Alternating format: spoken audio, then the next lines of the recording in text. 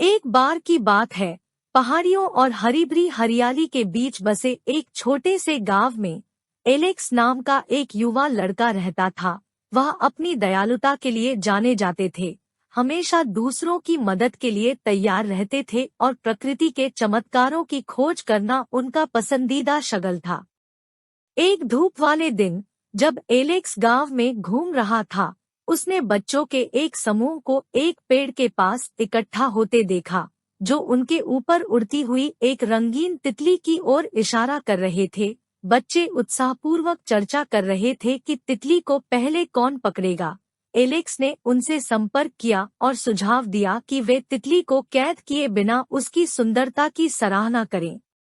हालांकि अन्य बच्चों ने इसे पकड़ने की ठानी और एक प्रतियोगिता आयोजित करने का निर्णय लिया। जो बच्चा सबसे पहले तितली को पकड़ेगा उसे विजेता घोषित किया जाएगा। एलेक्स झिझका, लेकिन उन्हें अधिक दयालु विकल्प की ओर मार्गदर्शन करने की उम्मीद में शामिल होने का फैसला किया। जैसे ही बच्चों ने तितली का पीछा किया, उन्होंने नाजुक फूलों को रौंद दिया और बगीचे के सौहार्द को बिगाड़ दिया।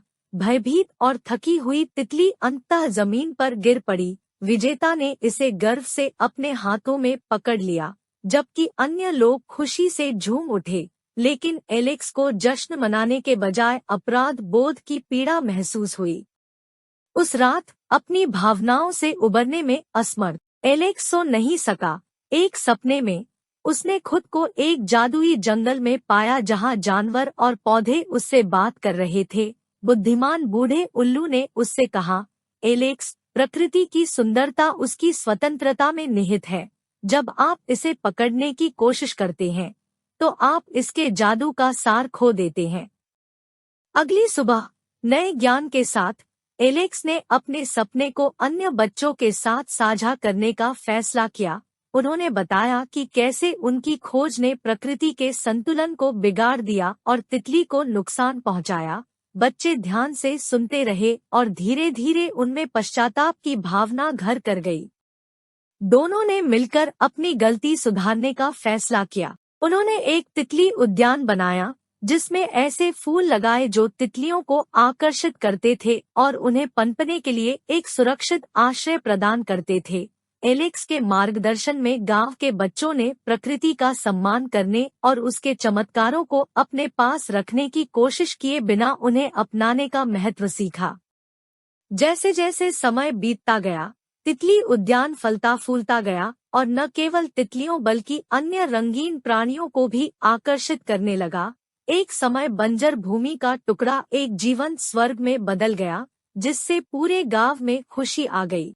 बच्चों ने महसूस किया कि सच्ची खुशी प्रकृति को नियंत्रित करने की कोशिश करने के बजाय उसके साथ सहवास करने से मिलती है। एलेक्स और तितली उद्यान की कहानी दूर दूर तक फैल गई। अन्य गांवों ने उनके उदाहरण का अनुकरण करना शुरू कर दिया। विभिन्न प्राणियों के लिए अभयारण्य बनाए। एक समय प्रतिस्पर्धी बच्चे पर्यावरण प्रबंधन के दूत बन गए और दूसरों को प्रकृति के साथ सद्भाव में रहने का महत्व सिखाया। और इस प्रकार वह गांव, जो कभी प्रतिस्पर्धा और कलह की आवाज से भरा हुआ था, प्राकृतिक दुनिया के लिए एकता और सम्मान का प्रतीक बन गया। एलेक्स और तितली उद्यान की कहानी आने वाली पीढ़ियों के लिए एक शाश्वत सबक के रूप में काम करती है। उन्हें याद दिलाती है कि सच्ची खुशी तब खिलती है जब हम अपने चारों ओर मौजूद सुंदरता को संजोते हैं और उसकी रक्षा करते हैं।